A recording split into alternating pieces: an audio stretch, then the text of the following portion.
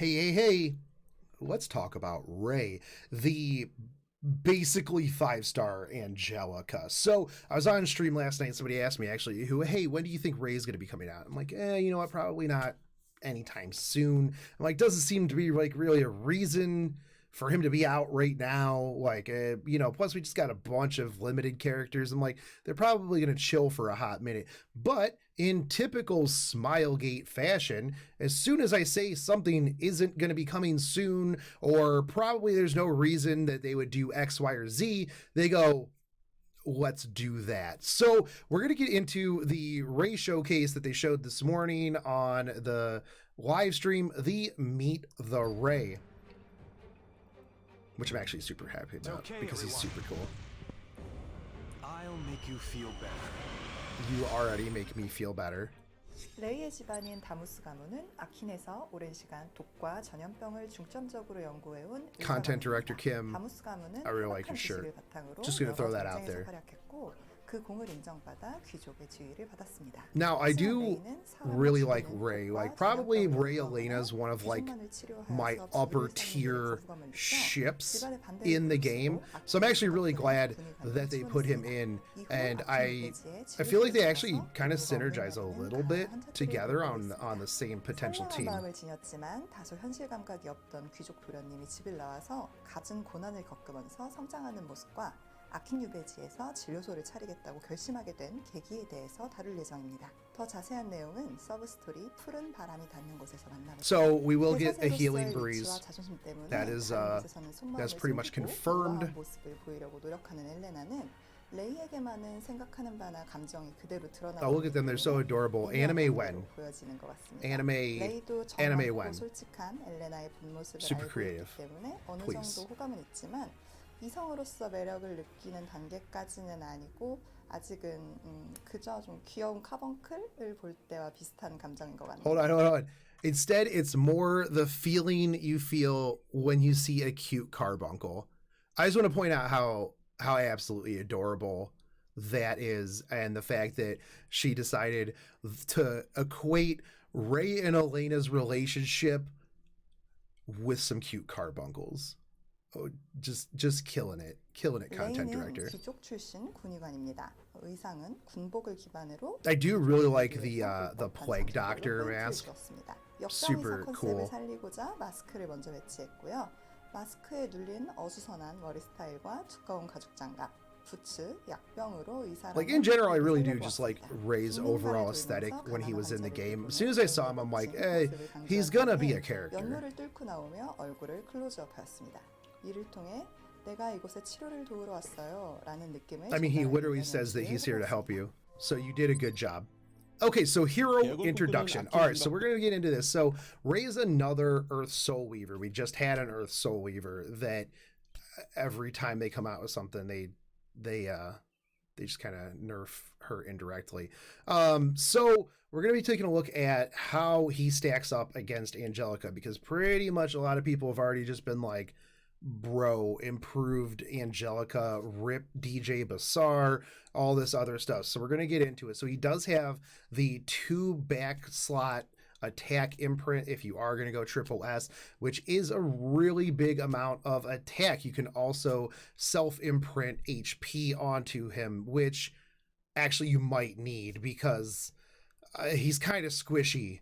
He's a little on the squishy side there at 4450 health. His defense isn't super amazing, but where he makes up in all of those, he does make up for in speed. So to put this into perspective, one of the tankier, we'll just use Angelica for example, right?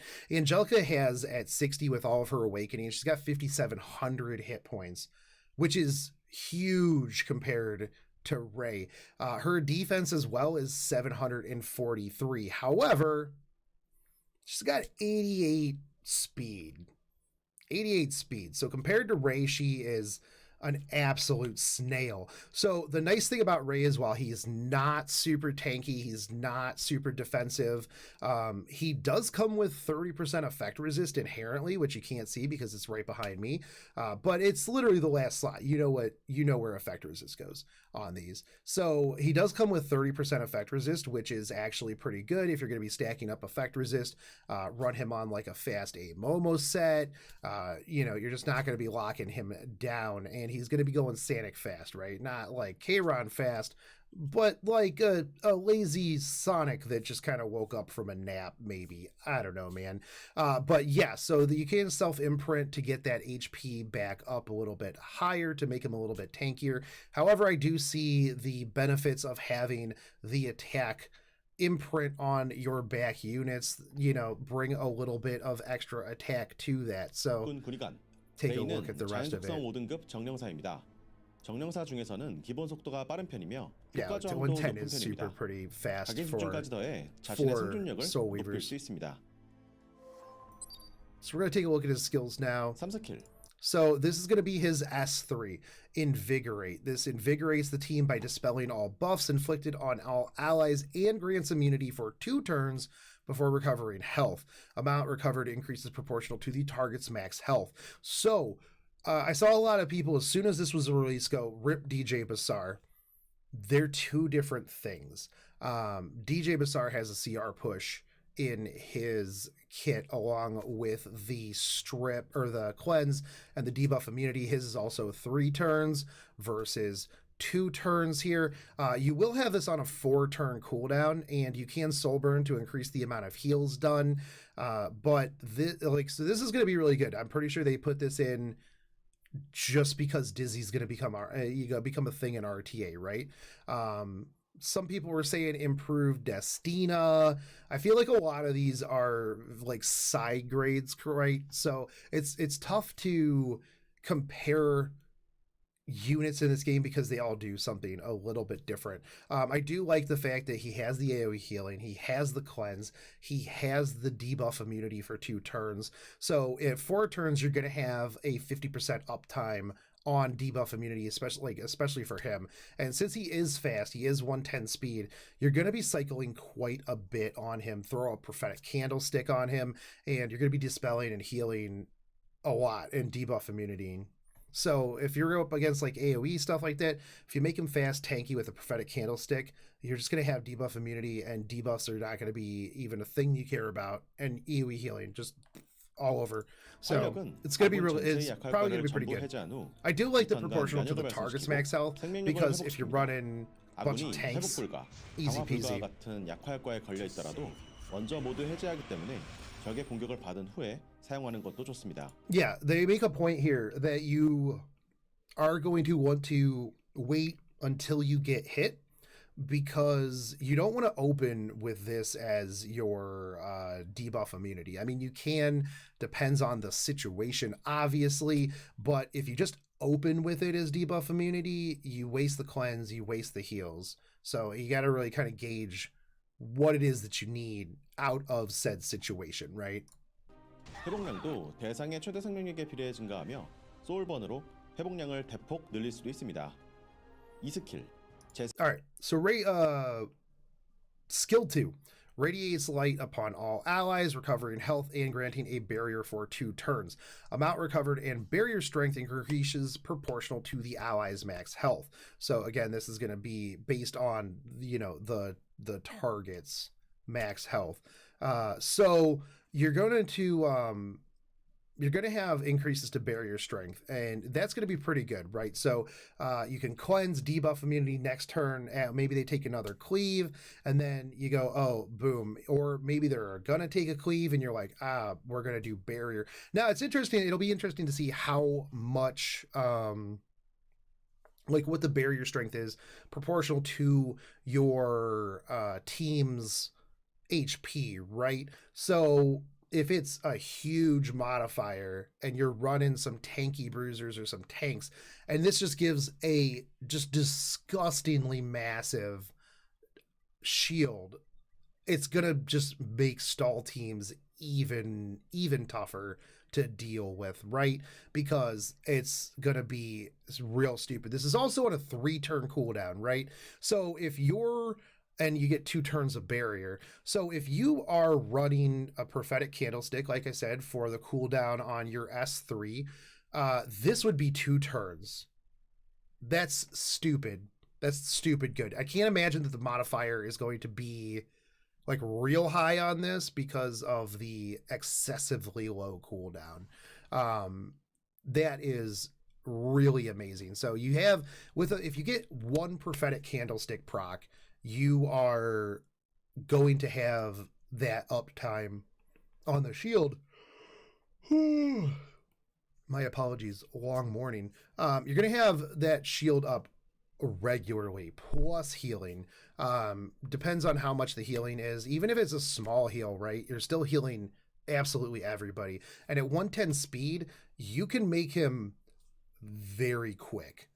So that is going to be a probably a thing. I can see this dude being a speed 재생의 healer. 빛은 아군 전체의 생명력을 회복시키고 2턴간 보호막을 발산시킵니다.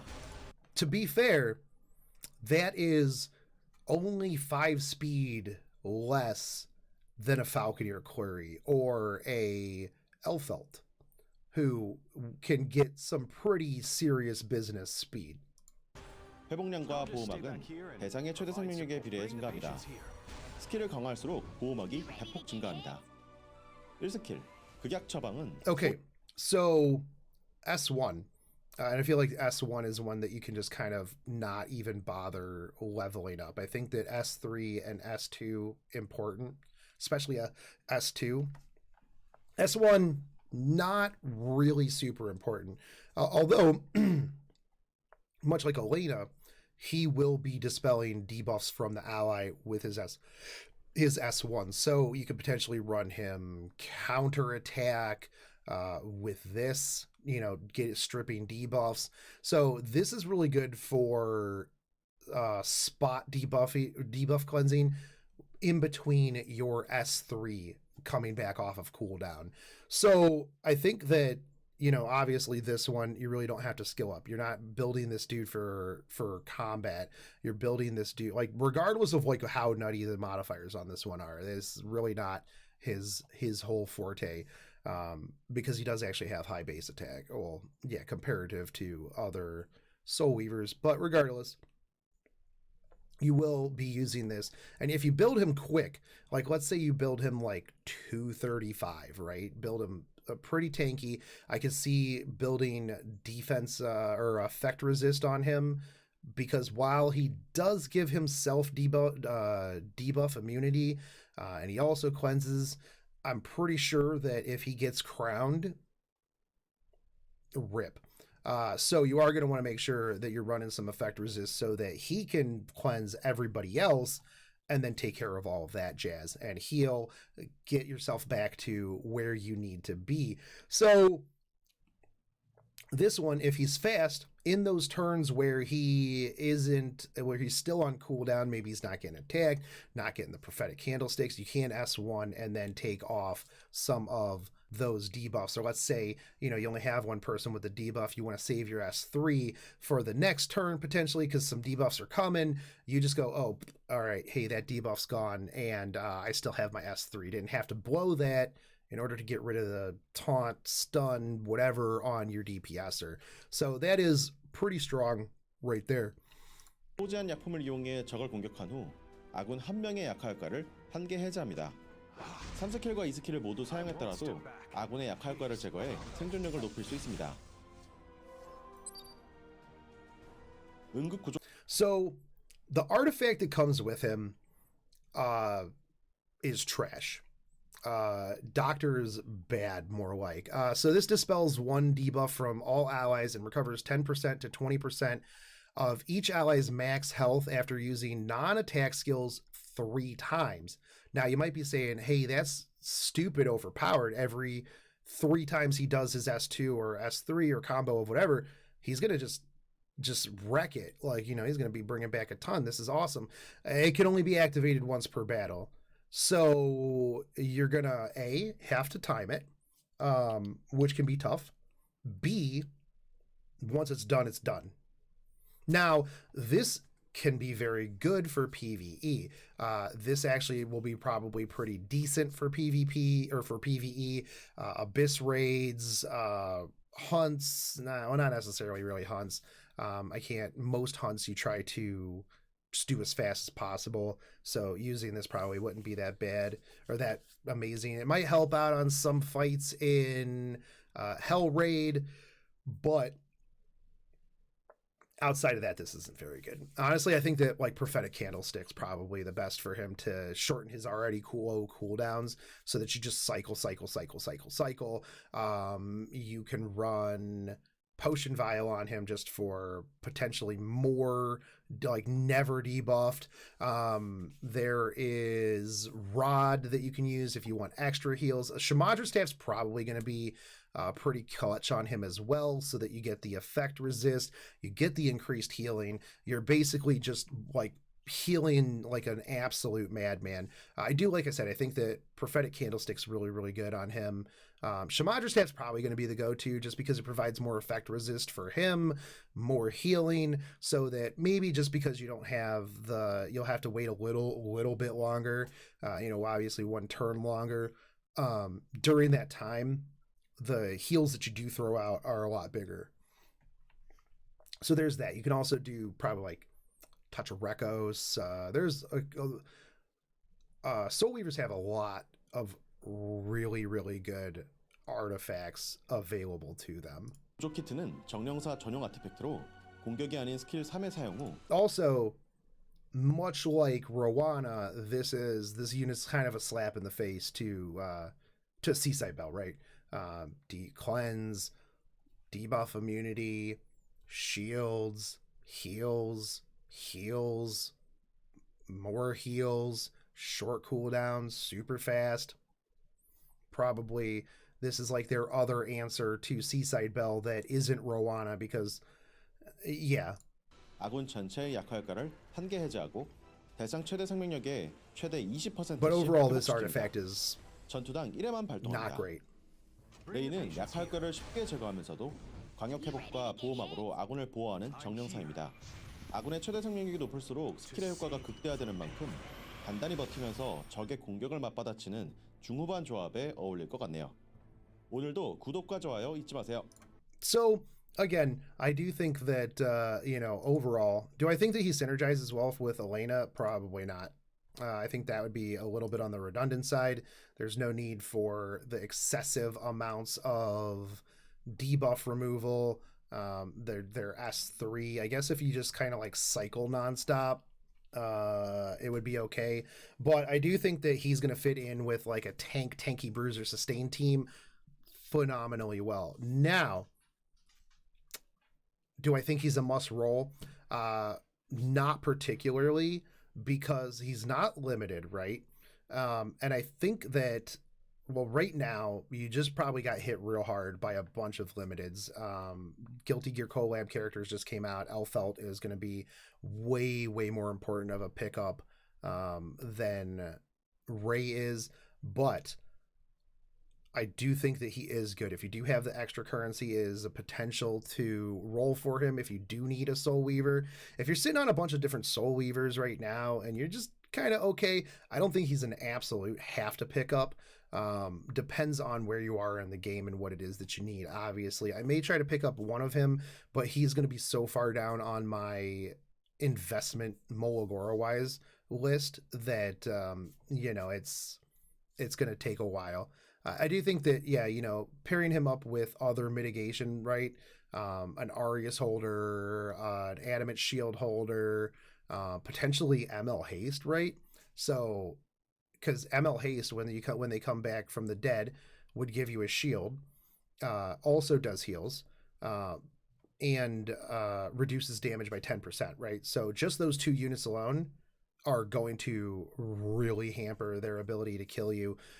With Ray, you're probably going to have to come in and just start one-shotting people, because I feel like once he gets like S3 up, S2 up, stuff like that, it's going to be real hard to like take them down.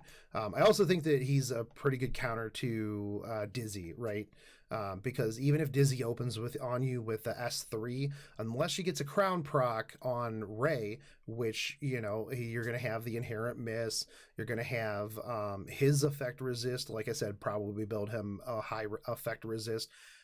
He's just going to go and cleansed. I'm here to help. And now, unless they've got a violin, that just shuts your Dizzy down. And I think that they were prepping for that, right? So Dizzy's going to hit RTA. People are going to remember how cancerous she is, especially now that it's in the hands of somebody who can actually, you know, use her and hold off on certain things. He's going to be a really good counter to that. So how do you build him? Fast, thick, high effect resist. Those are the stats that I feel like you should probably be running on him. Right side, I would obviously suggest like HP effect resist speed, or depending on what your substats are, like maybe defense effect resist and speed. I do think that you should probably, you know, if you're going to go effect resist on him, if that's the way that you want to go, just to ensure that he isn't going to get crowned or anything like that. You know, he'll be able to resist Basar. Well, no, not if he's in the hands of somebody and they soul burn him, but as long as he's fast enough, he can work as a Basar counter as well. Not only that, but even if they soul burn Basar, that doesn't affect the crown proc. So if he has a ridiculous amount of effect resist and the Basar is relying on tags, he won't get crowned, and then he'll be able to cleanse everything, right? So that's pretty good.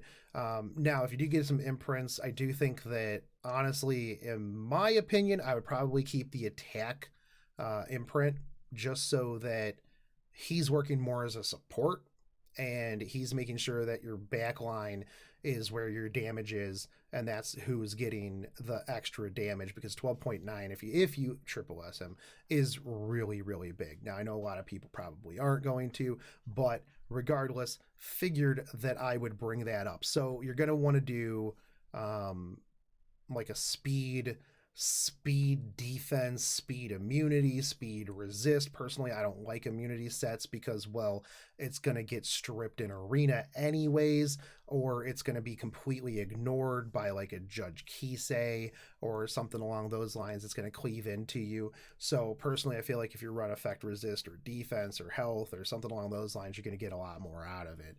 So that is my take on Ray. He's just another healer option, but I do think he's going to make a big impact when it comes to stall teams, tank teams. You're going to have him extra thick. That's just going to stop the Basar. Now, do I think that he just immediately displaces DJ Basar or Destina or any of those other units? No, I don't think so. DJ Basar obviously has a completely different role and kit. He's a CR pusher with debuff immunity and cleanse. Destina has CR push as well. Not only that, but you run her on counter set, and her S1 not only removes debuffs, but it heals a lot as well. So it's really just kind of another character to go, hey, what do I want to slot in here? Do I need this unit for things? Do I think you should roll? Up to you. If you've got the resources and you need a healer, he's going to do phenomenal. But if you're real broke from the Guilty Gear collab and other things that have been going on, he's not a must roll, as he can always come back around in a daily roll or a 4 or 5 star ticket. Not that you ever get 5 stars out of those, or at least I don't, never lucky on those, but there is those options. He's going to be around forever, whereas Guilty Gear is not. So that's my take on this. Let me know what your take is. Do you like him? I mean, obviously aesthetically, I'm a big fan. He's adorable, good ship with the 2. I don't know what the back of his coat there is, like the side of his coat's doing. I don't know if that's wind or what, but standing on one leg with some weird wind. A lot of art decisions are sometimes super weird, but that's my take. Let me know what your take is. As always, if you haven't yet, subscribe, hit the bell notification. It's been a long morning, man. So much stuff on Wednesdays. Hit the bell notification, Drop me a like and comment down below. Share this out. I always appreciate it. Help me overcome the YouTube algorithm. And as always, stick around for more stuff, and I'll catch you guys on the next one. Take it easy, homies. Peace.